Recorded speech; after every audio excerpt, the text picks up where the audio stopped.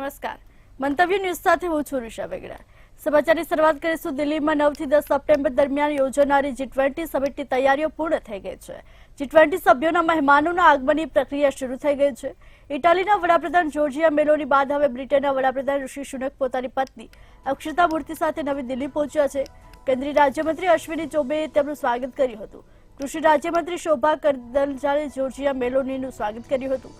આ સમિટમાં 19 દેશો અને યુરોપિયન યુનિયનના પ્રતિનિધિઓ હાજરી આપશે. આ સિવાય 9 વર્ધ દેશોને સમિટમાં ગેસ્ટ તરીકે આમંત્રણ આપવામાં આવ્યું છે.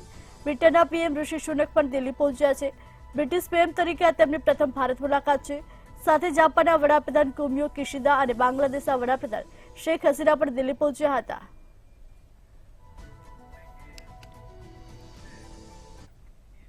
G20 સમિટમાં ટેકનોલોજીનો થશે જબરદસ્ત ઉપયોગ કરવામાં આવ્યો છે.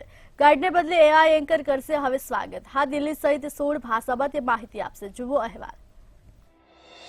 G20 સમિટમાં ટેકનોલોજીનો થશે જબરજસ્ત ઉપયોગ. ગાઈડને બદલે AI એન્કર કરશે સ્વાગત. હિન્દી સહિત 16 ભાષામાં આપશે માહિતી. ડાન્સિંગ ગર્લ રહેશે આકર્ષણનું કેન્દ્ર.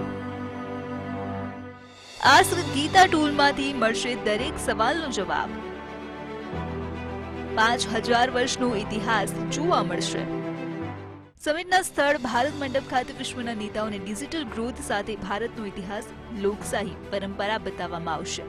આ માટે ભારત મંડપના રિસેપ્શન પાસે એક પ્રદર્શન ગોઠવવામાં આવ્યું છે અને આમાં AI જેવી હાઈ એન્ડ ટેકનોલોજી ઉપયોગ કરવામાં આવી છે.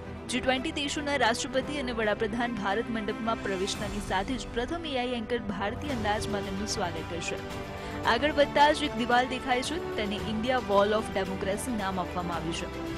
પ્રદર્શનના બીજા ભાગમાં ડિજિટલ ઇન્ડિયા એક્સપિરિયન્સ ઝોન છે અને ત્રીજા ભાગમાં ગીતા AI છે. વોલ ઓફ ડેમોક્રેસીમાં વિદેશી મહેમાનો ભારતનો 5000 વર્ષનો લોકશાહી ઇતિહાસ જોશે. આ દિવાલ 26 સ્ક્રીન પેનલથી બનેલી છે અને આ 26 પેનલમાં જુદા જુદા સમયની વાર્તાઓ છે. એક AI હોલોબોક્સ પ્રદર્શનની એન્ટ્રી પર મૂકવામાં આવ્યું છે. આ હોલોબોક્સમાં AI એન્કર દેખાય છે. આ એન્કર વિદેશી મહેમાનોનું સ્વાગત કરશે. તેમાં રીતેનું વોઇસ ક્લોનિંગ ટેકનોલોજી છે જે વાસ્તવિક એન્કરનો અહેસાસ આપે છે. હોલોબોક્સમાં ફેસ રેકોગ્નિશન ટેકનોલોજીનો ઉપયોગ કરવામાં આવ્યો છે. એટલે કે જો અમેરિકી રાષ્ટ્રપતિ જો બાઇડન હોલોબોક્સની સામે ઉભા રહે તો એન્કર તેમને ઓળખી જશે. પછી તે તેમની સાથે તેમની પોતાની ભાષામાં વાત પણ કરશે. બ્યુરો રિપોર્ટ, મંતવ્ય ન્યૂઝ. G20 સમિટના ડિનર માટે સોનિયા ખડગેને આમંત્રણ આપવામાં આવ્યું નથી. પૂર્વ પીએમ મનમોહન સિંહને જોકે બોલાવવામાં આવ્યા છે ડિનર માટે. જોઈએ અહેવાલ. દિલ્હીમાં 2 દિવસ સુધી G20 સમિટનું આયોજન. ડિનર માટે કેન્દ્રીય મંત્રીઓ અને મુખ્યમંત્રીઓને આમંત્રણ. G20 સમિટના ડિનર માટે સોનિયા ખડગેને આમંત્રણ નહીં. પૂર્વ પીએમ મનમોહન સિંહને બોલાવ્યા.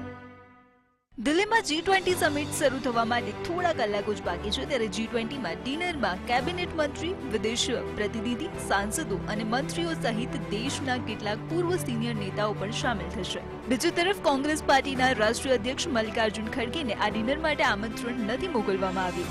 આ સાથે સોનિયા ગાંધીને પણ આમંત્રણ નથી મોકલવામાં આવ્યું. બુધવારે કોંગ્રેસના એક સૂત્રએ કહ્યું હતું કે રાષ્ટ્રપતિ દ્વારા આયોજિત ડિનર માટે કેટલાક કેન્દ્રીય મંત્રીઓ અને મુખ્યમંત્રીઓને આમંત્રણ આપવામાં આવ્યું છે, પણ ખડગેને આમંત્રણ મોકલવામાં નથી આવ્યું. તેમણે વધુમાં કહ્યું કે ડિનર માટે પૂર્વ પ્રધાનમંત્રી મનમોહન સિંહને આમંત્રણ મોકલવામાં આવ્યું છે. G20 સમિતિ આ વર્ષે ભારતની અધ્યક્ષતામાં આવતીકાલથી 2 દિવસ સુધી દિલ્હીમાં આયોજન કરવામાં આવ્યું છે. G20 સમિતિના ડિનરમાં આમંત્રણ પત્ર પર પ્રેસિડેન્ટ ઓફ ભારત લખવામાં આવ્યું છે, જેના પર રાજકીય ઘમાસાણ ચાલી રહ્યું છે. આ બાબતે મલ્લિકાર્જુન ખડગેએ મોદી સરકાર પર પ્રહાર કરતા એક કવિતા શેર કરી હતી. તેમણે લખ્યું હતું કે મોદી સરકાર ગઠબંધન ઇન્ડિયાથી ડરી ગયા છે. ભારત અને ઇન્ડિયા બંને શબ્દો સંવિધાનના અતૂટ અંગ છે. આ સાથે જ મલ્લિકાર્જુન ખડગેએ કવિતા પણ શેર કરી હતી. બ્યુરો રિપોર્ટ, મંતવ્ય ન્યૂઝ. G20 બેઠક બાદ દુનિયાના રાષ્ટ્રીય અધ્યક્ષો સાથે યોજાનાર ડિનર પહેલા ગૌતમ અદાણી માટે સારા સમાચાર આવ્યા છે. દેશના બીજા સૌથી અમીર બિઝનેસમેન ગૌતમ અદાણી ફરી એકવાર ચીનના બિઝનેસમેનને પછાડીને એશિયાના બીજા સૌથી ધનિક બિઝનેસમેન બની ગયા છે. જોઈએ અહેવાલમાં. G20 બેઠક પહેલા ગૌતમ અદાણી થયા માલામાલ. ફરી વિશ્વના ટોપ 20 અરબપતિઓમાં થયા સામેલ. લગભગ 1600 કરોડ રૂપિયાનો વધારો જોવા મળ્યો. એક સપ્તાહમાં 22,000 કરોડનો વધારો. G20 બેઠક બાદ દુનિયાના રાષ્ટ્રાધ્યક્ષો સાથે યોજાનારા ડિનર પહેલા ગૌતમ અદાણી માટે સારા સમાચાર આવ્યા છે. દેશના બીજા સૌથી અમીર બિઝનેસમેન ગૌતમ અદાણી ફરી એકવાર ચીનના બિઝનેસમેનને પછાડીને એશિયાના બીજા સૌથી ધનિક બિઝનેસમેન બની ગયા છે. આ ઉપરાંત તે વિશ્વના 20 સૌથી ધનિક ઉદ્યોગપતિઓની યાદીમાં પાછા ફર્યા છે. સપ્ટેમ્બર મહિનો શરૂ થતાની સાથે જ અદાણી ગ્રુપના શેરમાં થોડો વધારો થયો હતો, જેને કારણે ગૌતમ અદાણીની નેટવર્થમાં પણ વધારો જોવા મળ્યો છે. ડેટા અનુસાર સપ્ટેમ્બર મહિનામાં અત્યાર સુધીમાં અદાણીની નેટવર્થમાં એક સપ્તાહમાં $2.7 અબજ એટલે કે 22,000 કરોડથી વધુનો વધારો જોવા મળ્યો છે.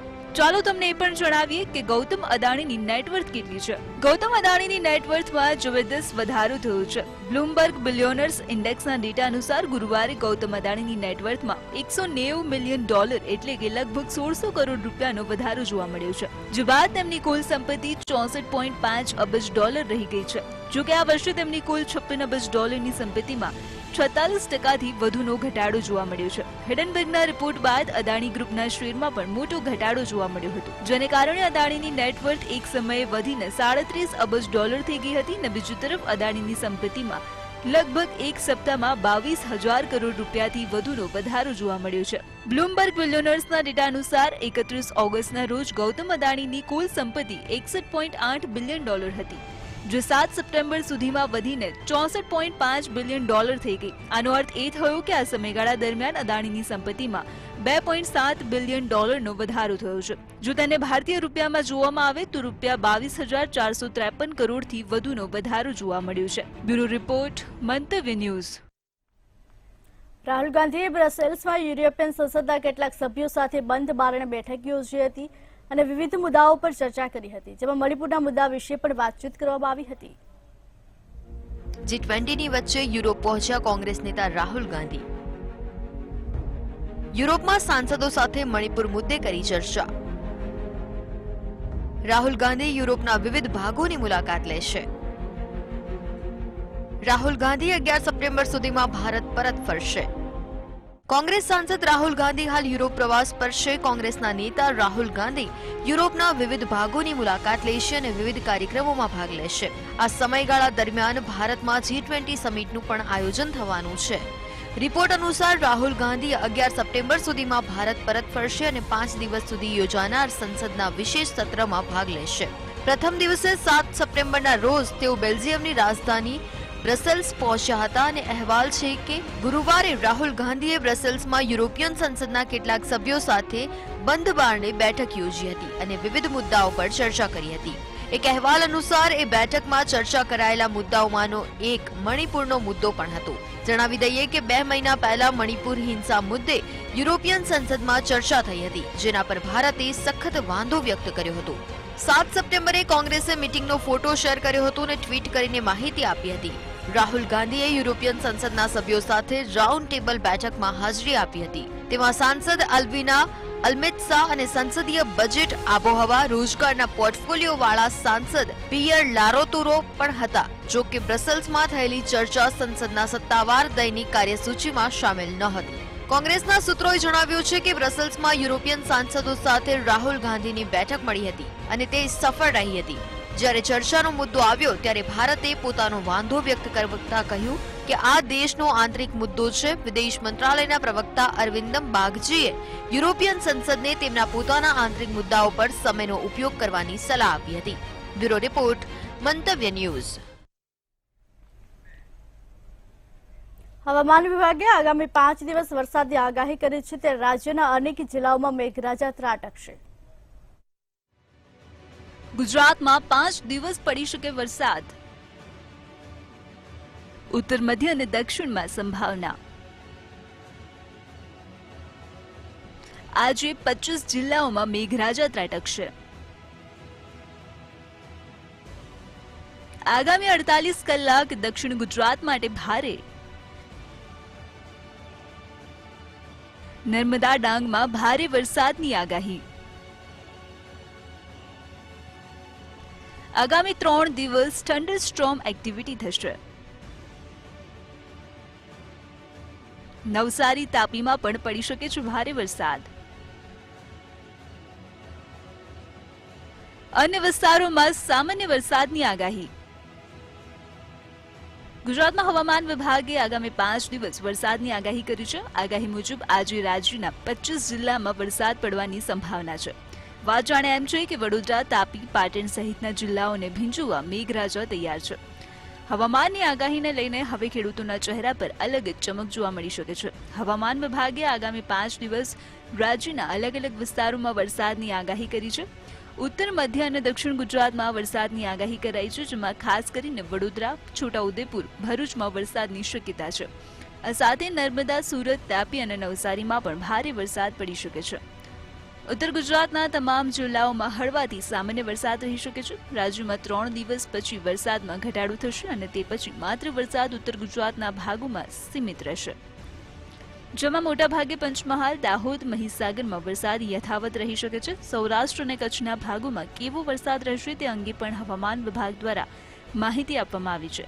જ્યારે સૌરાષ્ટ્ર કચ્છ અંગે હવામાન વિભાગના વૈજ્ઞાનિકે વાત કરીને જણાવ્યું છે કે જે વરસાદી સિસ્ટમ બની છે તેની અસર સૌરાષ્ટ્રના ભાગોમાં વધુ નથી.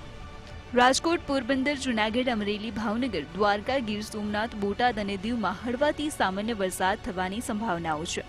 સૌરાષ્ટ્રમાં પણ 10મી તારીખથી વરસાદમાં ઘટાડો થશે, જ્યારે કચ્છનું હવામાન સૂકું રહેવાની શક્યતાઓ છે. રાજ્યના છોટાઉદેપુર, સુરત, તાપીના કેટલાક ભાગોમાં ભારે વરસાદ થઈ શકે છે. 9મી તારીખથી રાજ્યમાં ક્યાંય અતિ ભારે વરસાદની સંભાવનાઓ નથી, પરંતુ ભારે વરસાદ રહી શકે છે, જેમાં વલસાડ, દમણ, દાદરા નગર હવેલી, દાહોદ અને મહીસાગરનો સમાવેશ થાય છે. બ્યુરો રિપોર્ટ, મંતવ્ય ન્યૂઝ. મહેમદાબાદ પંથકમાં પણ હાલ વરસાદી માહોલ સર્જાયો છે. હવામાન વિભાગ દ્વારા વરસાદને લઈને જે આગાહી કરવામાં આવી છે, આગાહી અનુસાર મહેમદાબાદ પંથકમાં વરસાદી માહોલ સર્જાયો છે. સવારથી ઉકળાટ ભર્યા વાતાવરણ બાદ વરસાદનું આગમન થયું હતું. મહેમદાબાદ હલધરવાસ વિસ્તારમાં હાલ મુશળધાર વરસાદ વરસ્યો છે. ડાંગરની રોપણી કરેલ ખેડૂતોમાં ખુશીનો માહોલ છવાયો છે. ખેડૂતો દ્વારા જો કે પાકનું વાવેતર કરવામાં આવ્યું છે, ત્યારે લાંબા વિરામ બાદ વરસાદનું આગમન થતા ડાંગરની રોપણી કરેલ ખેડૂતોમાં ખુશીનો માહોલ છવાયો છે. હાલ હવામાન વિભાગની આગાહી અનુસાર મહેમદાબાદ પંથકમાં પણ વરસાદી માહોલ છવાયો છે. સવારથી ઉકળાટ ભર્યા વાતાવરણ બાદ મેઘરાજાનું આગમન થયું છે. હાલ મહેમદાબાદ હલધરવાસ વિસ્તારમાં મુશળધાર વરસાદ વરસી રહ્યો છે. જો કે હાલ ખેડૂતો દ્વારા ડાંગરની રોપણી કરવામાં આવી છે, ત્યારે વરસાદનું આગમન થતા ડાંગરની રોપણી કરેલ ખેડૂતોમાં ખુશીનો માહોલ છવાયો છે. હાલ હવામાન વિભાગે પણ વરસાદને લઈને જે આગાહી કરી છે, હવામાન વિભાગની આગાહી અનુસાર મહેમદાબાદ પંથકમાં પણ વરસાદી માહોલ સર્જાયો છે. અચાનક વાતાવરણમાં પલટો આવ્યો હતો. પલટો આવતાની સાથે સવારથી ઉકળાટ ભર્યા વાતાવરણ વચ્ચે મેઘરાજાની પધરામણી થઈ છે. હાલ મહેમદાબાદ હલધરવાસ વિસ્તારમાં મુશળધાર વરસાદ વરસી રહ્યો છે. ખેડૂતો દ્વારા પાકનું વાવેતર કરવામાં આવ્યું છે, ડાંગરની રોપણી કરવામાં આવી છે. ત્યારે વરસાદનું આગમન થતાં ડાંગરની રોપણી કરેલ ખેડૂતોમાં ખુશીનો માહોલ છવાયો છે. સવારથી ઉકળાટ ભર્યા વાતાવરણ વચ્ચે વરસાદનું આગમન થતાં લોકોને પણ ગરમીમાંથી આંશિક રાહત મળી છે.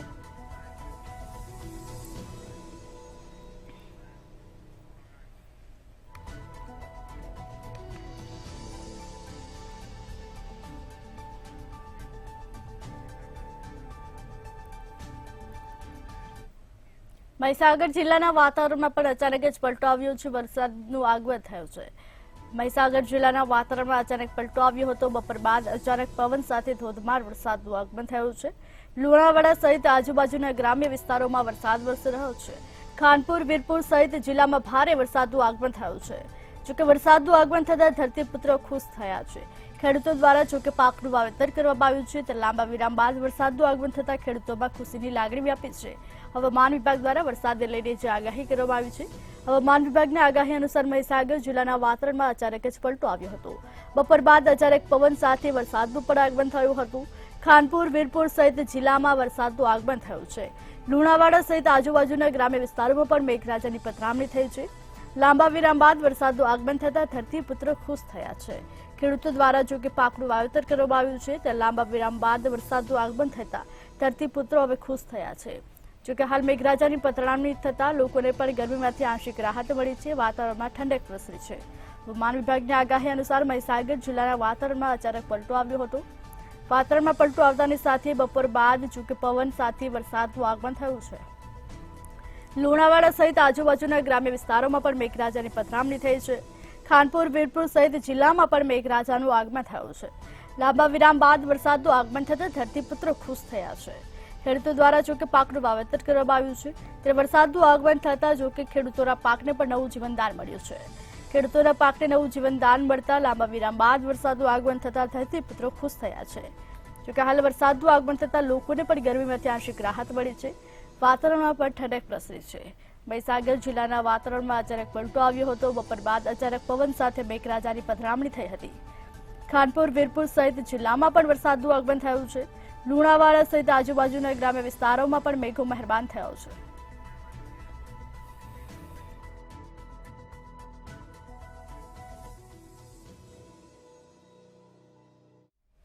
શક્તિપીઠ અંબાજીમાં પણ વરસાદી માહોલ જામ્યો છે। હાલ હવામાન વિભાગ દ્વારા વરસાદને લઈને જે આગાહી કરવામાં આવી છે આગાહી અનુસાર શક્તિપીઠ અંબાજીમાં પણ વરસાદી માહોલ જામ્યો છે। કાળા ડિબાંગ વાદળો વચ્ચે અંબાજીમાં વરસાદનું આગમન થયું છે। ગાજવીજ સાથે મેઘરાજા સમગ્ર પંથકમાં મહેરબાન થયા છે। અંબાજીમાં છેલ્લા 2 દિવસથી વરસાદી વાતાવરણ છવાયું હતું। વરસાદ વરસતા ખેતીના પાકને જીવનદાન મળ્યું છે। ખેતીના પાકને જીવનદાન મળતા ખેડૂતોમાં પણ ખુશી વ્યાપી છે। લાંબા વિરામ બાદ વરસાદનું આગમન થતા લોકોને પણ ગરમીમાંથી આંશિક રાહત મળી છે। વાતાવરણમાં ઠંડક પ્રસરી છે। જોકે લાંબા વિરામ બાદ મેઘરાજાની પધરામણી થતા ખેતીના પાકને જીવનદાન મળ્યું છે। ખેતીના પાકને જીવનદાન મળતા ખેડૂતોમાં પણ ખુશીની લાગણી છવાય છે। હાલ શક્તિપીઠ અંબાજીમાં પણ વરસાદી માહોલ જામ્યો છે। કાળા ડિબાંગ વાદળો વચ્ચે અંબાજીમાં વરસાદનું આગમન થયું છે। ગાજવીજ સાથે મેઘરાજા સમગ્ર પંથકમાં મહેરબાન થયા છે। અંબાજીમાં છેલ્લા 2 દિવસથી વરસાદી વાતાવરણ છવાયું હતું। વરસાદી વાતાવરણ વચ્ચે જો કે ધીમી ધારે વરસાદનું આગમન થયું હતું। આ લાંબા સમય બાદ વરસાદનું આગમન થતા ખેતીના પાકને નવું જીવનદાન મળ્યું છે। જો કે વિરામ બાદ વરસાદનું આગમન થતા લોકોને પણ ગરમીમાંથી આંશિક રાહત મળી છે। વાતાવરણમાં ઠંડક પ્રસરી છે। હાલ હવામાન વિભાગની આગાહી અનુસાર શક્તિપીઠ અંબાજીમાં વરસાદી માહોલ જામ્યો છે। કાળા ડિબાંગ વાદળો વચ્ચે અંબાજીમાં વરસાદનું આગમન થયું છે। ગાજવીજ સાથે મેઘરાજા સમગ્ર પંથકમાં જો કે મહેરબાન થયા છે। અંબાજીમાં છેલ્લા 2 દિવસથી વરસાદી વાતાવરણ હતું તે વરસાદ વરસતા ખેતીના પાકને જીવનદાન મળ્યું છે।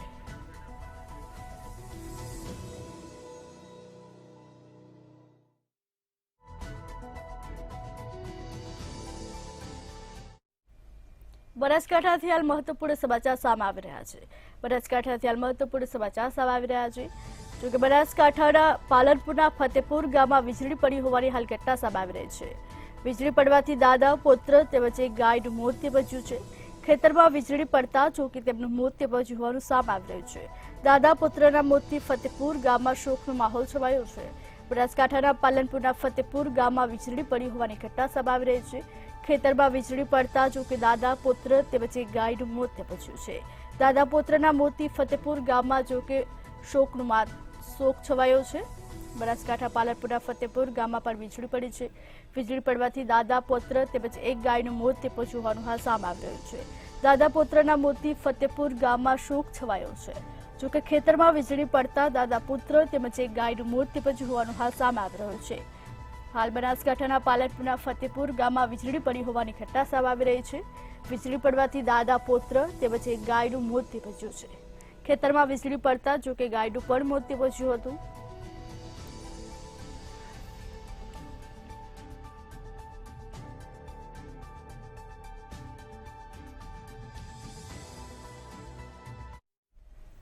વડોદરાના કરજણમાં પણ સવારથી ઝરમર ધીમી ધારે વરસાદનું આગમન થયું છે। હાલ વડોદરાના કરજણમાં સવારથી ઝરમર વરસાદ વરસી રહ્યો છે। દિવસભર કરજણ શહેરમાં વાદળછાયું વાતાવરણ રહ્યું હતું। કરજણ શહેર તેમજ સહિત તાલુકા ગામોમાં પણ વરસાદનું આગમન થયું છે। કરજણ શહેર સહિત તાલુકાના ગામોમાં પણ ધીમી ધારે વરસાદનું આગમન થયું છે। સતત બીજા દિવસે પણ વરસાદી ધમાકેદાર બેટિંગ છે। સતત બીજા દિવસે પણ મેઘરાજાની પધરામણી થઈ છે।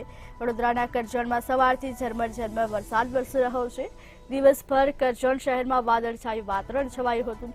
વાદળછાયા વાતાવરણ વચ્ચે મેઘરાજાની પધરામણી થઈ છે। કરજણ શહેર સહિત તાલુકાના ગામોમાં પણ ધીમી ધારે વરસાદનું આગમન થયું છે। જોકે હાલ હવામાન વિભાગ દ્વારા વરસાદને લઈને જે આગાહી કરવામાં આવી છે આગાહી અનુસાર વડોદરાના કરજણમાં જોકે સતત બીજા દિવસે પણ મેઘરાજાની પધરામણી થઈ છે। હાલ વરસાદનું આગમન થતાં લોકોને પણ ગરમીમાંથી આંશિક રાહત મળી છે। વાતાવરણમાં ઠંડક પ્રસરી છે। હાલ હવામાન વિભાગે વરસાદને લઈને જે આગાહી કરી છે હવામાન વિભાગની આગાહી અનુસાર વડોદરાના કરજણમાં સવારથી ઝરમર વરસાદ શરૂ થયો છે। દિવસભર કરજણ શહેરમાં વાદળછાયું વાતાવરણ રહ્યું હતું। કરજણ શહેર સહિત તાલુકાના ગામોમાં પણ જોકે વરસાદનું આગમન થયું છે. સતત બીજા દિવસે પણ મેઘરાજા મહેરબાન થયા છે. કરજણમાં સવારથી ઝરમર વરસાદ વરસી રહ્યો છે. દિવસભર કરજણ શહેરમાં વાદળછાયું વાતાવરણ રહ્યું હતું. વાદળછાયા વાતાવરણ વચ્ચે દિવસભર ઝરમર વરસાદ વરસ્યો હતો. જોકે કરજણ શહેર સહિત તાલુકાના અનેક ગામોમાં પણ ધીમી ધારે વરસાદનું આગમન થયું હતું. તાલુકાના અનેક ગામોમાં પણ જોકે વરસાદનું આગમન થયું છે. ત્યારે સતત બીજા દિવસે પણ મેઘરાજા મહેરબાન થયા છે. વડોદરાના કરજણમાં સવારથી ઝરમર વરસાદ વરસી રહ્યો છે. દિવસભર કરજણ શહેરમાં વાદળછાયું વાતાવરણ છવાયું હતું. વાદળછાયા વાતાવરણ વચ્ચે જોકે ધીમી ધારે વરસાદનું આગમન થયું હતું અને સવારથી ઝરમર વરસાદ રહ્યો હતો. સતત બીજા દિવસે પણ મેઘરાજાનું આગમન થતાં લોકોને ગરમીમાંથી આંશિક રાહત મળી છે. જોકે હાલ વરસાદનું આગમન થતાં ખેડૂતોમાં પણ ખુશીની લાગણી છવાય છે. ખેડૂતો દ્વારા પાકનું વાવેતર કરવામાં આવ્યું છે ત્યારે પાકની પર વરસાદને લીધે નવું જીવનદાન મળ્યું છે. પાકને નવું જીવનદાન મળતા જોકે ખેડૂતોમાં ખુશીની લાગણી છવાય છે. વડોદરાના કરજણમાં સવારથી ઝરમર વરસાદ વરસી રહ્યો છે. દિવસભર કરજણ શહેરમાં વાદળછાયા વાતાવરણ વચ્ચે ઝરમર વરસાદ વરસ્યો હતો. કરજણ શહેર સહિત તાલુકાના પણ અનેક ગામોમાં પણ વરસાદનું આગમન થયું છે. સતત બીજા દિવસે પણ મેઘરાજા મહેરબાન થયા છે. હાલ હવામાન વિભાગ દ્વારા વરસાદને લઈને જે આગાહી કરવામાં આવી છે. હવામાન વિભાગની આગાહી અનુસાર વડોદરાના કરજણમાં સવારથી ઝરમર વરસાદ વરસી રહ્યો છે. દિવસભર કરજણ શહેરમાં વાદળછાયા વાતાવરણ વચ્ચે ઝરમર વરસાદ વરસ્યો છે. કરજણ શહેર સહિત તાલુકાના ગામોમાં પણ વરસાદનું આગમન થયું છે. સતત બીજા દિવસે પણ વરસાદી ધમાકેદાર બેટિંગ કરી છે. સતત બીજા દિવસે પણ જોકે મેઘરાજા મહેરબાન થયા છે. લાંબા વિરામ બાદ વરસાદનું આગમન થતાં લોકોને પણ ગરમીમાંથી આંશિક રાહત મળી છે. વાતાવરણમાં ઠંડક પ્રસરી છે.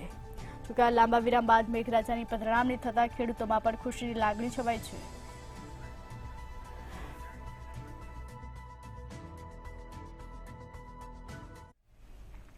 ડાંગ જિલ્લામાં પણ સાર્વત્રિક વરસાદનું આગમન થયું છે. હાલ હવામાન વિભાગની આગાહી અનુસાર ડાંગ જિલ્લામાં સાર્વત્રિક વરસાદ નોંધાયો છે. સતત વરસાદને કારણે નદીઓમાં હવે નવા નીર આવ્યા છે. ભારે વરસાદથી પૂર્ણા નદી બે કાંઠે વહેતી થઈ છે. પૂર્ણા નદીના પાણી વાયદુન પ્રાથમિક શાળામાં પ્રવેશ્યા હોવાનું પણ સામે આવી રહ્યું છે. વિદ્યાર્થીઓ અને શિક્ષકોને સલામત સ્થળે સ્થળાંતરિત કરવામાં આવ્યા છે. ભારે વરસાદને પગલે સાપુતારા સામગહાન રસ્તા પર ભેખડો ખસી હોવાનું પણ સામે આવી રહ્યું છે. ડાંગના આહવામાં 9 મીમી વરસાદ નોંધાયો છે. વઘઈમાં 41 મીમી જ્યારે સુબીરમાં 94 મીમી વરસાદ નોંધાયો છે. પ્રવાસન સ્થળ સાપુતારામાં પણ જોકે વરસાદનું આગમન થયું છે. 104 મીમી સુધીનો વરસાદ નોંધાયો છે. ડાંગ જિલ્લામાં પણ સાર્વત્રિક વરસાદનું આગમન થયું છે. સતત વરસાદને કારણે નદીઓમાં નીરની આવક થવા પામી છે. ભારે વરસાદથી પૂર્ણા નદી બે કાંઠે વહેતી થઈ છે. જોકે પૂર્ણા નદીના પાણી વાયદુન પ્રાથમિક શાળામાં પ્રવેશ્યા હોવાનું આ સામે આવી રહ્યું છે. પ્રાથમિક શાળામાં પાણી પ્રવેશતા વિદ્યાર્થીઓ અને શિક્ષકોને સલામત સ્થળે સ્થળાંતરિત કરવામાં આવ્યા છે. ભારે વરસાદને પગલે સાપુતારા સામગહાન રસ્તા પર ભેખડ ઘસી હોવાનું પણ સામે આવી રહ્યું છે. ડાંગના આહવામાં 90 મીમી વરસાદ નોંધાયો છે. વઘઈમાં 41 મીમી, સુબીરમાં 94 મીમી વરસાદ નોંધાયો છે. જ્યારે પ્રવાસન સ્થળ સાપુતારામાં પણ 104 મીમી સુધીનો વરસાદ ખાબક્યો હતો. જોકે હાલ હવામાન વિભાગ દ્વારા વરસાદને લઈને જે આગાહી કરવામાં આવી છે, આગાહી અનુસાર ડાંગ જિલ્લામાં સાર્વત્રિક વરસાદ નોંધાયો છે.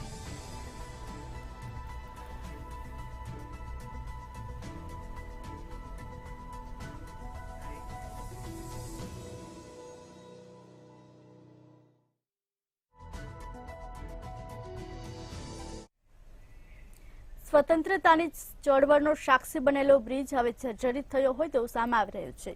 સ્વતંત્રતાની ચળવળનો સાક્ષી બનેલો બ્રિજ જર્જરિત થયો છે. 130 વર્ષ જૂના ઐતિહાસિક એલિસ બ્રિજનો વચ્ચેનો ભાગ તૂટી પડ્યો છે. એલિસ બ્રિજમાં અનેક જગ્યાએ મોટા ગાબડા પડી પડ્યા છે. બ્રિજનો ભાગ ગમે ત્યારે ધરાશાય થાય તેવી સ્થિતિમાં છે. હાલ ગાબડું પડવાને કારણે આસપાસ બેરિકેડ લગાવવામાં આવ્યા છે. જોકે સ્વતંત્રતાની ચળવળનો સાક્ષી બનેલો બ્રિજ હવે જર્જરિત હાલતમાં જોવા મળી રહ્યો છે. 130 વર્ષ જૂના ઐતિહાસિક એલિસ બ્રિજનો વચ્ચેનો ભાગ તૂટ્યો છે. એલિસ બ્રિજમાં અનેક જગ્યાએ મોટા ગાબડા પડ્યા છે. બ્રિજનો ભાગ ગમે ત્યારે ધરાશાય થાય તેવી સ્થિતિમાં છે. બ્રિજનો ભાગ ગમે ત્યારે ધરાશાય થાય તેવી હાલ સ્થિતિ છે. ગાબડું પડવાને કારણે આસપાસ બેરિકેડ લગાવવામાં આવ્યા છે. જોકે હાલ અમદાવાદના એલિસ બ્રિજમાં અનેક જગ્યાએ મોટા ગાબડા પડ્યા છે. સ્વતંત્રતાની ચળવળનો સાક્ષી બનેલો બ્રિજ હવે જર્જરિત થયો છે. 130 વર્ષ જૂના ઐતિહાસિક એલિસ બ્રિજનો વચ્ચેનો ભાગ તૂટ્યો હોવાનું સામે આવી રહ્યું છે. એલિસ બ્રિજમાં અનેક જગ્યાએ મોટા ગાબડા પણ પડ્યા છે, જ્યારે એલિસ બ્રિજનો વચ્ચેનો ભાગ હાલ તૂટી ગયો છે.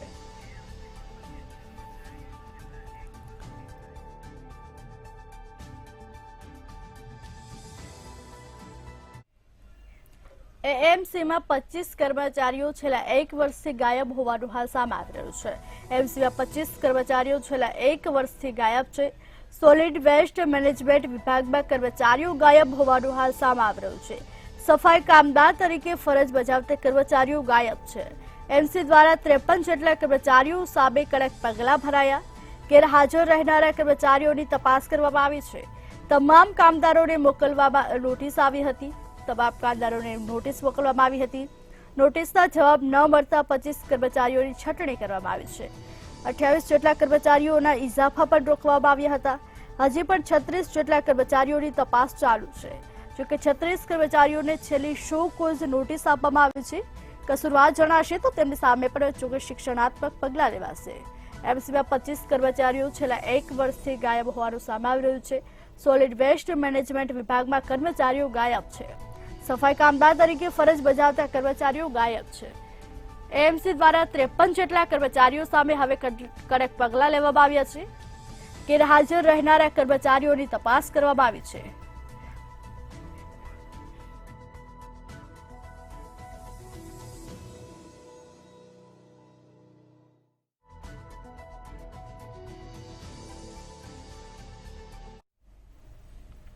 જખૌ બંદર પરથી ફરી એકવાર ચરસ ઝડપાયું હોવાનું હાલ સામે આવી રહ્યું છે. જખૌ બંદર પરથી ફરી એક વખત ચરસ ઝડપાયું છે. દરિયાઈ સીમાના સર્ચ ઓપરેશનમાં ચરસ ઝડપાયું હતું. સર્ચ ઓપરેશન દરમિયાન બીએસએફે 1 કિલો ચરસ પકડી પાડ્યું છે.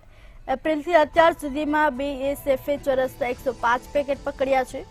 જોકે હાલ જખૌ દરિયાઈ સીમાથી 11 કિમીના અંતરેથી ચરસ પકડાયું છે. કોફીના પેકેટમાં જોકે ચરસની બેગ છુપાવવામાં આવી હતી. તે જખૌ બંદર પરથી ફરી એકવાર ચરસ ઝડપાયું છે.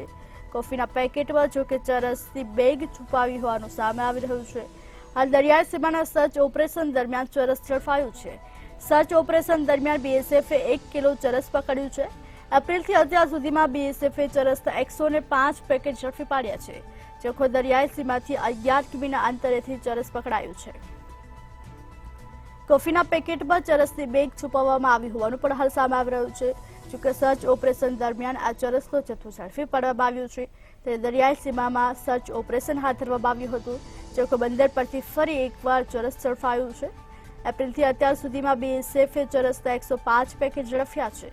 ત્યારે દરિયાઈ સીમાના સર્ચ ઓપરેશનમાં ફરીથી એક વખત ચરસ ઝડપી પાડવામાં આવ્યું છે. કોફીના પેકેટમાં જોકે ચરસની બેગ છુપાવવામાં આવી હોવાનું પણ હાલ સામે આવી રહ્યું છે.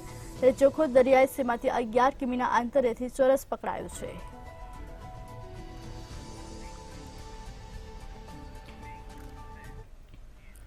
સમાચારમાં હાલ આટલો જ. વધુ સમાચાર માટે જોતા રહો મંતવ્ય ન્યૂઝ. નમસ્કાર.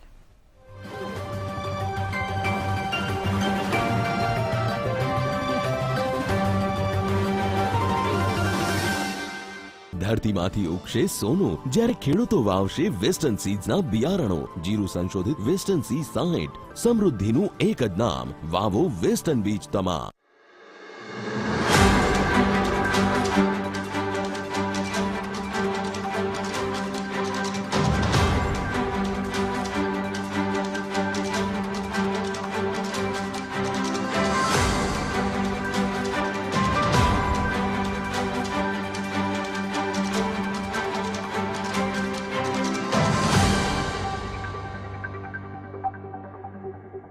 તમારી નજર નહીં લે હટવાનું નામ.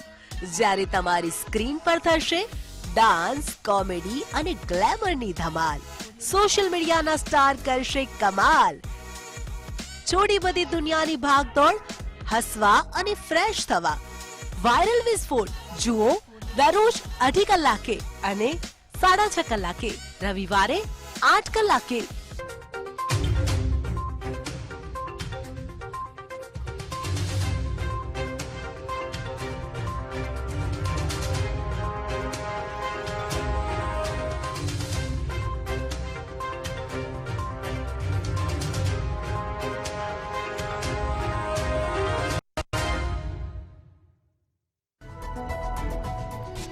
મોદી અને બાઇડન વચ્ચે મુલાકાત થઈ. જો બાઇડન અને પ્રધાનમંત્રીએ કરી ચર્ચા.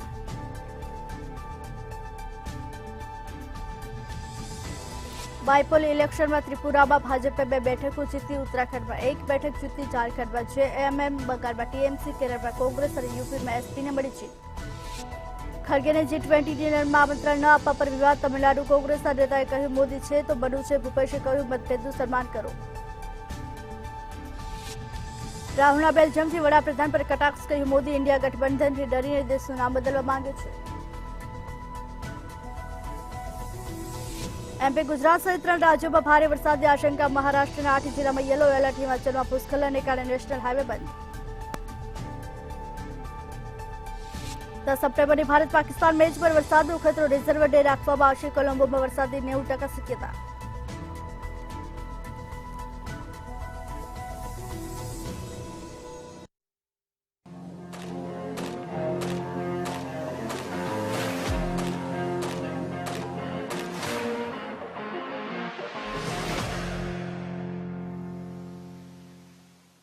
નમસ્કાર, મંતવ્ય ન્યૂઝ સાથે હું છું દેબલ. આજના મંતવ્ય વિશેષમાં વાત કરીશું જમ્મુ અને કાશ્મીરની સ્વતંત્રતા તરફની દોડ વિશેની, તેમજ બીજા વિશેષમાં વાત કરીશું G20 સમિટ વિશેની.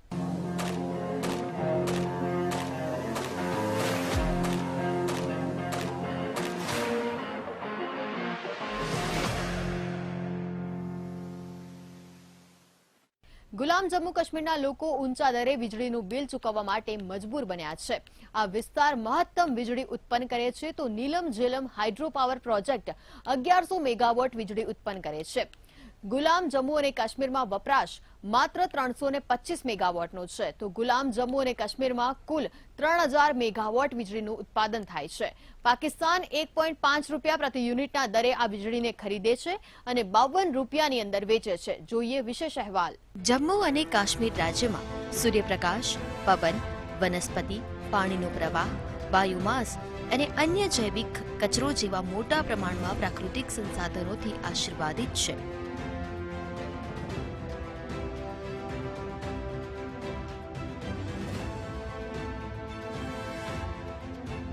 તેમ છતાં તેનો સંભવિત ઉપયોગ કરવામાં આવતો નથી, જેનો યોગ્ય ઉપયોગ ને જો પ્રાધાન્યતા આપવામાં આવે તો તેની અર્થવ્યવસ્થામાં પરિવર્તન લાવી શકાય છે.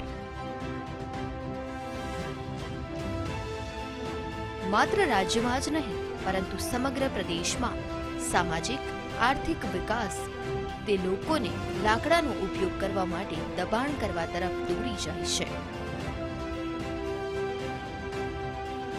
જેના પરિણામે વન નાબૂદી થાય છે.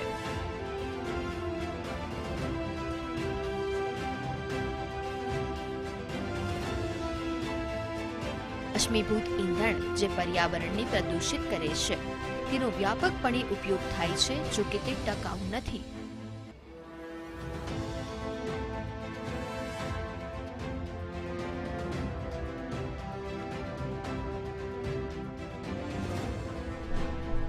મુખ્ય કુદરતી સંસાધનો પૈકી એક સંસાધન તરીકે પાણી તેની હાઇડ્રો ઇલેક્ટ્રિક પાવર માટે આધાર બનાવે છે.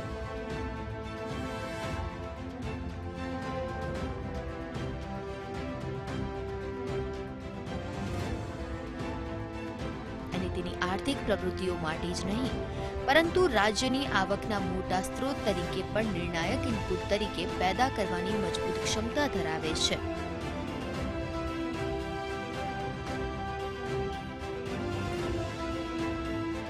કેરોસીન આપવાનો ખર્ચ, એલપીજી અથવા તો લાકડાની કિંમત વધારે હોવાને કારણે પરિવર્તન ખર્ચ વધારે છે.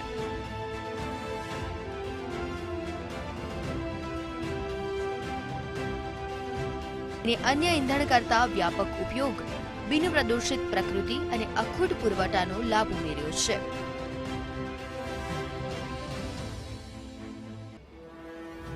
ડીઝલ સેટના કિસ્સામાં બળતણ મેદાનોમાંથી વહન કરવું પડે છે. પ્રદેશની દૂરસ્થાનને કારણે પરિવહનની જાળવણીનો ખર્ચ તેમજ પ્રતિ યુનિટ ઉત્પાદનનો ખર્ચ ઘણો ઊંચો છે. આ રાજ્યમાં પુનઃપ્રાપ્ય ઉર્જા તકનીકીનો વિકાસ અને યોગ્ય રીતે અમલીકરણ ઝડપી સ્થાનિક અને ઔદ્યોગિક વિકાસ માટે સુરક્ષિત ઉર્જા પુરવઠો પૂરો પાડી શકે છે, જે નવા રોકાણોને આકર્ષિત કરશે, જેનાથી વધારાની રોજગારીનું સર્જન થશે.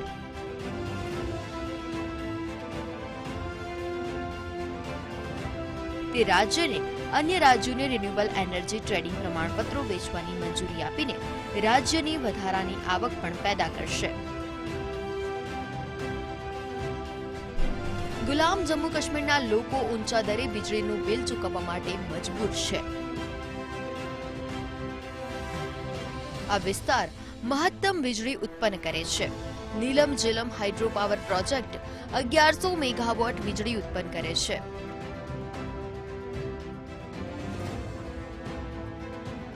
ગુલામ જમ્મુ એન્ડ કાશ્મીરમાં વપરાશ માત્ર 325 મેગાવોટનો છે. ગુલામ જમ્મુ અને કાશ્મીરમાં કુલ 3000 મેગાવોટ વીજળીનું ઉત્પાદન થાય છે.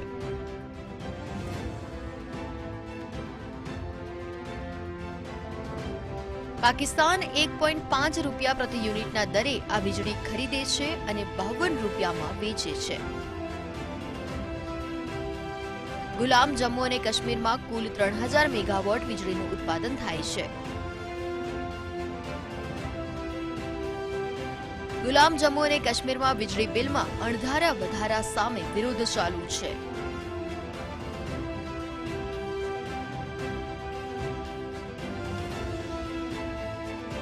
એક અગ્રણી રાજકીય કાર્યકર જાહિદ મુલદે કહ્યું હતું કે આ પ્રદેશ લોહિયાળ ક્રાંતિ તરફ આગળ વધી રહ્યો છે.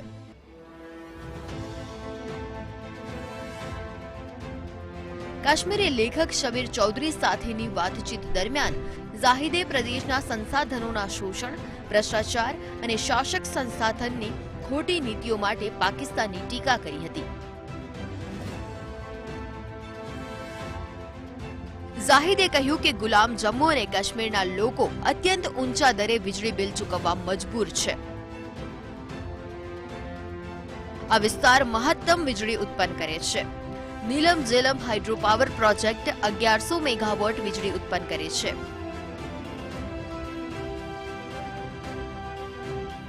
અને ગુલામ જમ્મુ અને કાશ્મીરમાં વપરાશ માત્ર 325 મેગાવોટ વીજળીનો છે. જાહિદે કહ્યું કે પાકિસ્તાન અમારી પાસેથી 1.5 રૂપિયા પ્રતિ યુનિટના દરે વીજળી ખરીદે છે અને અમને 52 રૂપિયા પ્રતિ યુનિટના ભાવે વેચે છે. લોટ અને અન્ય આવશ્યક ચીજવસ્તુઓ પર વધુ પડતો ટેક્સ લેવામાં આવી રહ્યો છે.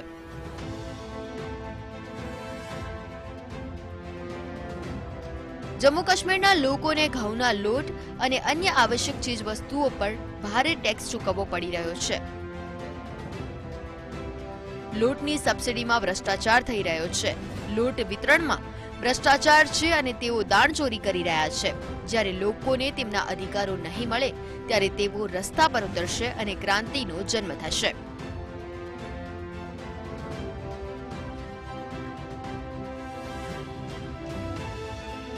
ક્રાંતિ શરૂ થશે ત્યારે તેનું પરિણામ પણ સામે આવશે. મનોજ સિંહાએ કહ્યું કે 70 વર્ષમાં જમ્મુ કાશ્મીરમાં સ્થાનિક સ્તરે 3400 મેગાવોટ વીજળીનું ઉત્પાદન થયું છે. આગામી 3 વર્ષમાં એટલી જ મેગાવોટ વીજળીનું ઉત્પાદન કરશે. આ પછી 100% મીટરવાળા ફીડર પર 1 મિનિટ માટે પણ પાવર કટ નહીં થાય. સરકાર જમ્મુ કાશ્મીરના લોકોનું ધ્યાન રાખશે તેવો વીજળીનું બિલ ચૂકવવામાં અસમર્થ છે. પરંતુ જેમની પાસે આલિશાન ઘરો, 5 ઇન્ટરનેટ સેવા સાથેના આઈફોન અને અન્ય ગેજેટ્સ છે તેમને બિલ ચૂકવવું પડશે. લેફ્ટનન્ટ ગવર્નર મનોજ સિંહાએ કુલગામના દક્ષિણ જિલ્લાના મિની સચિવાલયમાં એક સભાને સંબોધિત કરતી વખતે આ વાત કહી. તેમણે કહ્યું કે લોકોએ ઓછામાં ઓછું વીજળીનું બિલ ભરવાનું બહાનું ન બનાવવું જોઈએ. જમ્મુ કાશ્મીરની અંદર લેફ્ટનન્ટ ગવર્નરે વીજળી બિલ પર કહ્યું ગરીબોનું ધ્યાન રાખશે અને કોળી લોકોને ચૂકવવા પડશે.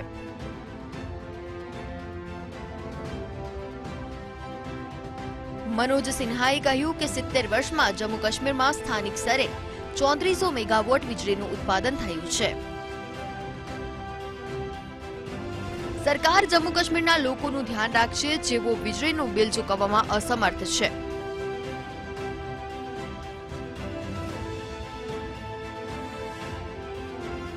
પરંતુ જેમની પાસે મોટા મોટા મકાનો, મોંઘા મોંઘા ગેજેટ્સ અને આઈફોન જેવા સાધનો છે તેમને આ બિલ ચૂકવવું પડશે.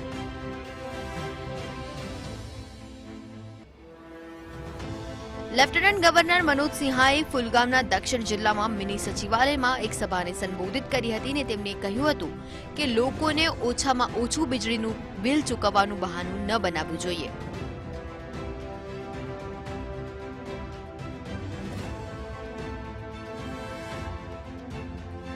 સસ્તી વીજળી મળે છે. છેલ્લા 3 થી 4 વર્ષમાં 20,000 કરોડ રૂપિયાની વીજળી બહારથી ઉધાર લેવામાં આવી છે, જેથી લોકોએ વપરાશ પ્રમાણે બિલ પણ ચૂકવવું પડશે.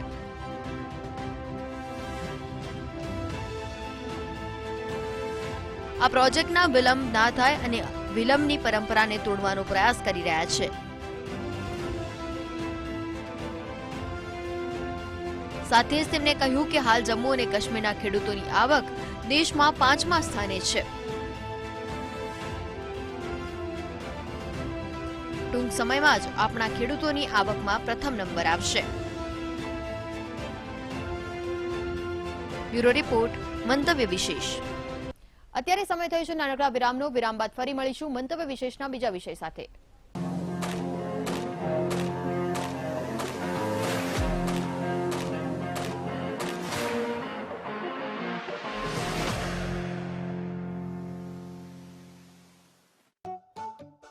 गर्मा गर्मी धक्का धक्की प्यास एक है सबकी टेंशन का स्ट्रॉ हटा और एक सांस में खटक जा हमारा कोल्ड ड्रिंक हमारा कोल्ड ड्रिंक हमारा कोल्ड ड्रिंक अमूल लस्सी हमारा कोल्ड ड्रिंक. વન પર્યાવરણને વધુ મજબૂત કરવા માટે અને આજના જમાનાની અંદર પર્યાવરણ કેટલું સુંદર અને સારું હોય એ સૌ નાગરિકો જાણે છે. આ જ હેતુને મજબૂત કરવા માટે દેશના યશસ્વી પ્રધાનમંત્રી શ્રી નરેન્દ્રભાઈ મોદી સાહેબના નેતૃત્વમાં અને મંતવ્ય ન્યૂઝના સહયોગથી 75 લાખ વૃક્ષો વાવીને પર્યાવરણને વધુ સુદૃઢ બનાવવાનો પ્રયાસ થઈ રહ્યો છે. કોરોનાના સમયની અંદર પર્યાવરણ પર ખૂબ ચિંતાઓ થતી હતી અને ચિંતાઓ ભવિષ્યની અંદર દૂર થાય એ માટે મંતવ્ય ન્યૂઝ અને દેશના યશસ્વી પ્રધાનમંત્રીના સંયુક્ત પ્રયાસથી 75 લાખ વૃક્ષ વાવવાનો જે ટાર્ગેટ છે એ માટે હું મંતવ્ય ન્યૂઝને ખૂબ ખૂબ શુભેચ્છાઓ પાઠવું છું. પર્યાવરણ અંગે ખાસ કરીને જે વૃક્ષો અસ્તિત્વ ધરાવે છે પૃથ્વી ઉપર, અને આ વૃક્ષો દ્વારા જે ઓક્સિજન સપ્લાય કરવામાં આવે છે તેના કારણે કોઈ પણ સજીવનું જીવન શક્ય છે. એ મનુષ્ય જીવન હોય, પ્રાણીઓ હોય કે કોઈ પણ નાના કીડી મકોડા, એનાથી પણ નાના જે જીવજંતુઓ છે એ તમામનું જીવન ઓક્સિજનના કારણે જ શક્ય બને છે. અને જો આ ઓક્સિજન આપણે વાતાવરણમાં એનું સમતોલપણું જાળવી રાખવું હશે તો વૃક્ષો વાવવા પડશે અને એ વૃક્ષોને આપણે બચાવવા પડશે. એ વૃક્ષો કપાય નહીં એ પણ આપણી જવાબદારી રહેશે. આવનારી પેઢીઓને હરિયાળું બહેતર ભવિષ્ય મળી રહે તે માટે મહત્તમ વૃક્ષો ઉછેરવા જરૂરી છે. ચાલો પર્યાવરણનું જતન કરીએ. મંતવ્ય ન્યૂઝ સાથે એક સંકલ્પ કરીએ. ચાલો વૃક્ષ વાવીએ. હું પણ વાવીશ અને આપ પણ વાવો.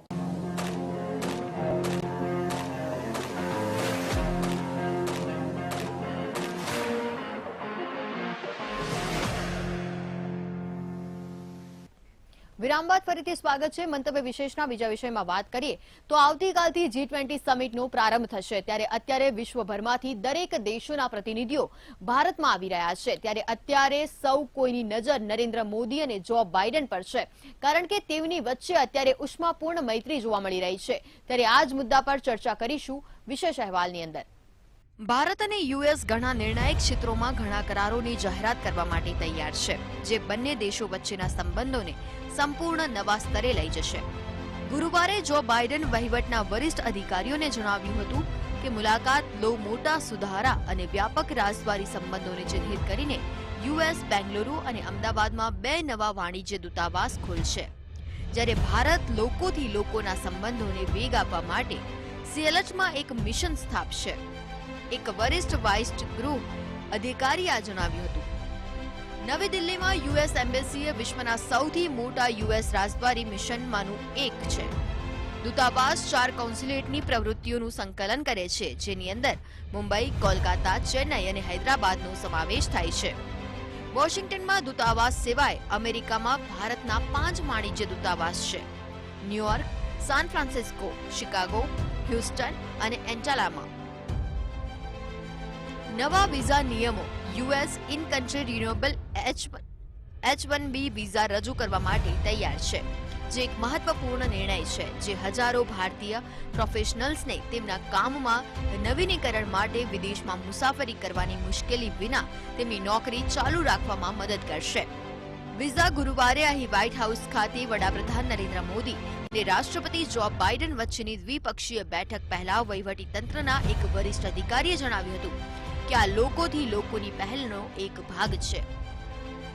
H-1B વિઝા એ બિન ઇમિગ્રેટ વિઝા છે, જે યુએસ કંપનીઓના સૈદ્ધાંતિક અથવા તકનીકી કુશળતાની જરૂર હોય તેવા વિશિષ્ટ વ્યવસાયોમાં વિદેશી કામદારોને રોજગારી આપવાની મંજૂરી આપે છે. ટેકનોલોજી કંપનીઓ ભારત અને ચીન જેવા દેશોમાંથી દર વર્ષે હજારો કર્મચારીઓની ભરતી કરવા માટે તેના પર નિર્ભર છે. યુનાઇટેડ સ્ટેટ્સે ગયા વર્ષે ભારતીય વિદ્યાર્થીઓને 1,25,000 વિઝા આપ્યા હતા, જે એક રેકોર્ડ છે, અને તેઓ ગયા વર્ષે 20% વધારા સાથે યુનાઇટેડ સ્ટેટ્સમાં સૌથી મોટા વિદેશી વિદ્યાર્થી સમુદાય બનવાની ગતિએ છે. બીજી વસ્તુ જે અમે કરી રહ્યા છીએ એ છે કે United states department of state આ વર્ષના અંતમાં અમુક પિટિશન આધારિત અસ્થાયી વર્ક વિઝાના સ્થાનિક નવીનીકરણ માટે નિર્ણય લેવા માટે એક પાયલટ શરૂ કરવા જઈ રહ્યું છે, જેમાં ભારતીય નાગરિકો માટે આનો અમલ કરવાના હેતુ સાથે H-1 અને L વિઝા ધારકોનો વિસ્તૃત પૂલ બાઇડન વહીવટીતંત્રના એક વરિષ્ઠ અધિકારીએ જણાવ્યું હતું. અન્ય પાત્ર વર્ગોને સમાવવા માટે કાર્યક્રમને આખરે વિસ્તૃત કરવામાં આવશે, અને તે ભારતના લોકોને માટે સારું છે. યુનાઇટેડ સ્ટેટ્સમાં લોકો માટે ઘણું સારું છે, અમારા વ્યવસાયો માટે ખરેખર સારું છે. અધિકારીએ કહ્યું, વ્હાઇટ હાઉસે ગુરુવારે જણાવ્યું હતું કે 2024માં ISS પર માનવ મિશન માટે નાસા ઇસરોએ જોડાણ કર્યું છે. અવકાશ ક્ષેત્રમાં અમે જાહેરાત કરી શકીશું કે ભારત આર્ટેમિસ ઓર્કાડ પર હસ્તાક્ષર કરી રહ્યું છે, જે સમગ્ર માનવજાતના લાભ માટે અવકાશ સંશોધન માટે એક સામાન્ય વિઝનને આગળ ધપાવે છે. અમેરિકી અધિકારીઓએ ઉમેર્યું કે નાસા અને ભારતીય અવકાશ સંશોધન સંસ્થા એટલે કે ઇસરો આ વર્ષે હ્યુમન સ્પેસ ફ્લાઇટ ઓપરેશન્સ માટે વ્યૂહાત્મક માળખું વિકસાવી રહ્યું છે. 1967 OSTની આઉટર સ્પેસ ટ્રીટરીમાં આધારિત આર્ટેમિસ એરકોડ એ 21મી સદીમાં નાગરિક અવકાશ સંશોધન અને ઉપયોગને માર્ગદર્શન આપવા માટે રચાયેલ સિદ્ધાંતોનો બિનબંધન કરતા સમૂહ છે.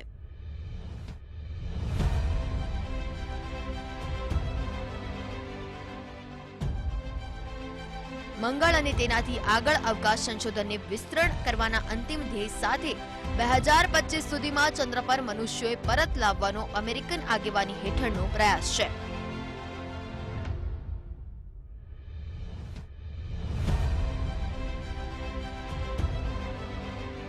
ભારતીય રાષ્ટ્રીય સેમિકન્ડક્ટર મિશનના સમર્થન સાથે $800 મિલિયન થી વધુના રોકાણની જાહેરાત કરી હતી, જેનો ઉપયોગ ભારતીય સત્તાવાળાઓ પાસેથી વધારાની નાણાકીય સહાય સાથે ભારતમાં $2.75 બિલિયન ની સેમિકન્ડક્ટર એસેમ્બલી અને પરીક્ષણ સુવિધા સ્થાપિત કરવા માટે કરવામાં આવશે.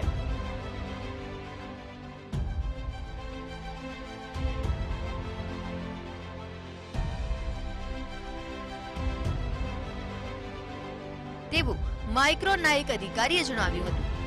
ટેકનોલોજી ગુજરાતમાં સેમિકન્ડક્ટર ટેસ્ટ અને એસેમ્બલી પ્લાન્ટ આપવામાં આવશે, તો વધુમાં બીજી સેમિકન્ડક્ટર મેન્યુફેક્ચરિંગ ઇક્વિપમેન્ટ કંપની 60,000 ભારતીય ઇજનેરો માટે તાલીમ કાર્યક્રમની જાહેરાત કરવા જઈ રહી છે.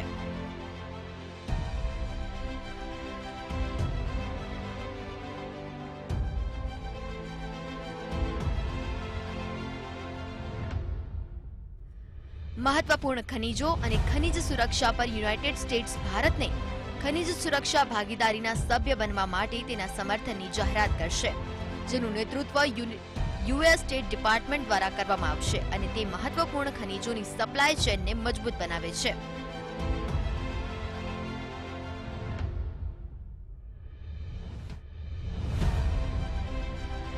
અને ખાતરી કરે છે કે અમારા સંબંધિત બજારોને જરૂરી વસ્તુઓનો પુરવઠો સારી રીતે પૂરો પાડવામાં આવે.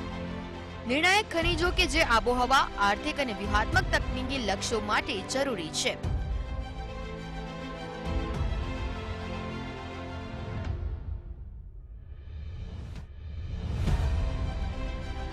ફાઇવજી અને અન્ય ટેકમાં વધુ સહકાર. અદ્યતન ટેલિકોમ્યુનિકેશન્સ પર અધિકારીએ જણાવ્યું હતું કે ભારત અને યુએસ ઓપન રૂટિંગ સિસ્ટમ સહિત 5G અને અન્ય તકનીકો પર સાથે મળીને કામ કરી રહ્યા છે.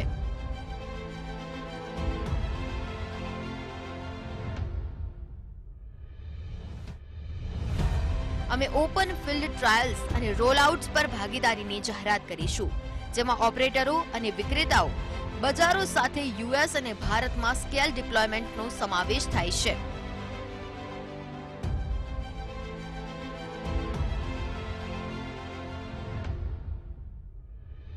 આમાં યુએસ ઇન્ટરનેશનલ ડેવલપમેન્ટ ફાઇનાન્સનું સમર્થન, સહયોગ અને ભારતમાં જમાવટને પ્રોત્સાહન આપવાનો સમાવેશ થશે.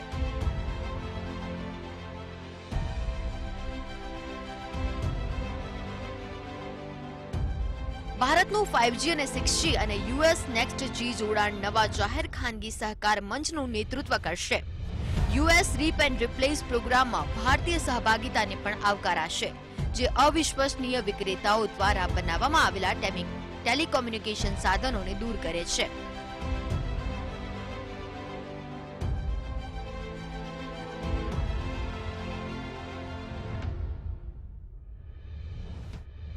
ઉચ્ચ શિક્ષણ પર લોકો વચ્ચેના સંબંધો. ઉચ્ચ શિક્ષણ પર બંને દેશોમાં ખાસ કરીને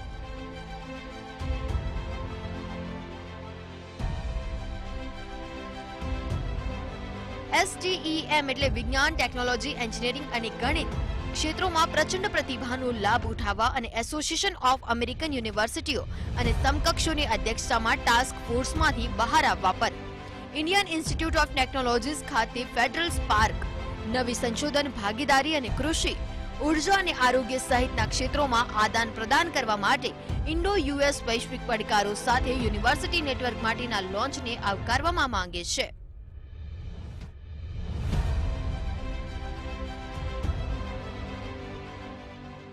આ ઉપરાંત અન્ય કરારો થયા છે, જેની અંદર અદ્યતન કોમ્પ્યુટરિંગ, આર્ટિફિશિયલ ઇન્ટેલિજન્સ અને ક્વોન્ટમ ઇન્ફોર્મેશન સાયન્સ પર ભારત અને યુનાઇટેડ સ્ટેટ્સે સૌપ્રથમ સંયુક્ત ઇન્ડો યુએસ ક્વોન્ટમ કોર્ડિનેશન મિકેનિઝમની સ્થાપના કરી છે, જે અમારા ઉદ્યોગો, શિક્ષણવિદો અને સરકારો વચ્ચે વધુ સહયોગને સરળ બનાવશે.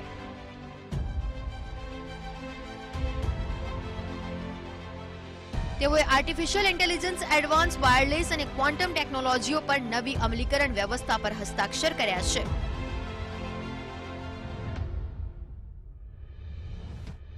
ઇકોનોમિક ડેવલપમેન્ટ કન્સોર્ટિયમ પર યુએસ હવે તેની સદસ્યતા ભારતીય ક્વોન્ટમ યુનિવર્સિટીઓ સાથે સંસ્થાઓનું પણ સ્વાગત કરી રહ્યું છે.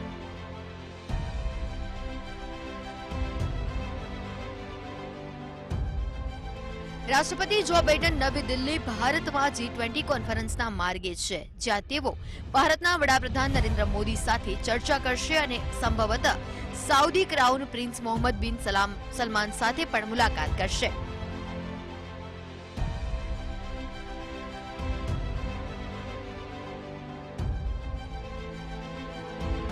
સૂચિત બહુરાષ્ટ્રીય ઇન્ફ્રાસ્ટ્રક્ચર ડીલ નોંધપાત્ર વ્યૂહાત્મક મહત્વ ધરાવે છે. બિડેનનો હેતુ યુનાઇટેડ સ્ટેટ્સને વિકાસશીલ દેશોમાં વૈકલ્પિક ભાગીદાર અને રોકાણકાર તરીકે, ખાસ કરીને ઇન્ડો પેસિફિક ક્ષેત્રમાં ચીનની બેલ્ટ એન્ડ રોડ વૈશ્વિક ઇન્ફ્રાસ્ટ્રક્ચર પહેલના કાઉન્ટર તરીકે સ્થાન આપવાનો છે.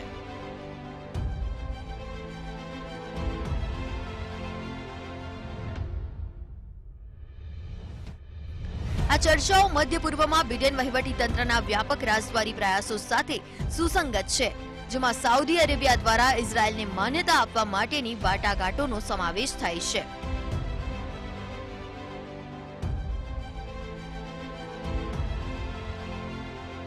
સંભવિત ઇન્ફ્રાસ્ટ્રક્ચર ડીલ, જેમાં બહુવિધ દેશોનો સમાવેશ થાય છે, તેની જાણ સૌપ્રથમ ઝિયોસ દ્વારા કરવામાં આવી હતી.